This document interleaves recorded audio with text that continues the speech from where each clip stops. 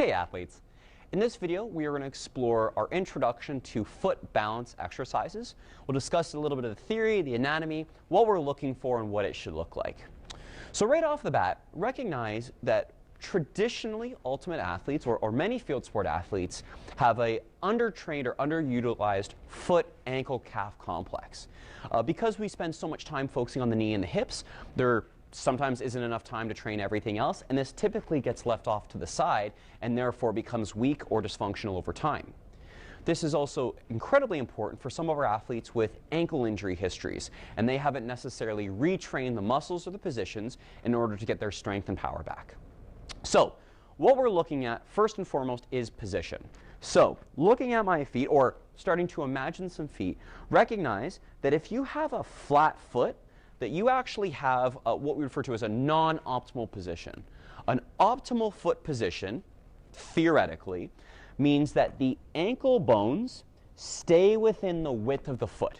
So see that as my foot, as I show that collapsed position, that the inside ankle bone is now beyond the position of the big toe. It's fallen outside versus stayed to the inside. So if this is you, if you're a candidate for this particular issue, then we need to try to get back to a proper position first, then reestablish stability. In order to do this, you're going to start basically in a slightly split stance or just in a comfortable position. And what I'm going to ask you to do is to lift all 5 toes up to the sky. Notice that as I do this, I'm not lifting the entire foot. I'm just lifting the toes themselves. And the foot has a very unique kind of winch or wind-up system that when you do this, this typically pulls the arch into a better position. So right off the bat, make sure that you pull the toes, reestablish the good arch position, and then spread the toes, and then place them back on the ground. You might already start to feel a very unique internal sensation. Your toes are going to be grabbing the ground. You're going to feel the muscles lighting up along the base of the arch, and you may sensations along the side of the ankle, shin, calf area, which is great.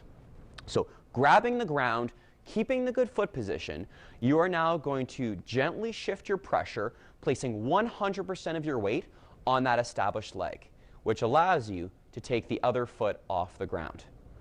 We're just holding this position for time. We're building upwards of 45 to 60 seconds per leg, and we just want to see that you're able to grab the ground and maintain a good position. So, common sensations or feedback. You'll definitely start to feel the muscles through the toes, arch, and ankle begin to build up. And for those with some ankle dysfunction or history, you might actually start to feel that race up the side of the leg, almost towards the knee. That is totally okay. In terms of technique, we want the rest of the body to be completely still.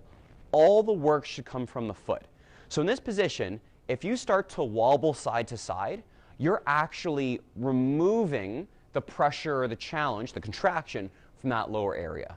So attempt to relax the shoulders. We're just looking to breathe normally, and don't allow this other leg to do too much for you. Allow it to just kind of sink and hold and allow that burn to build up over time.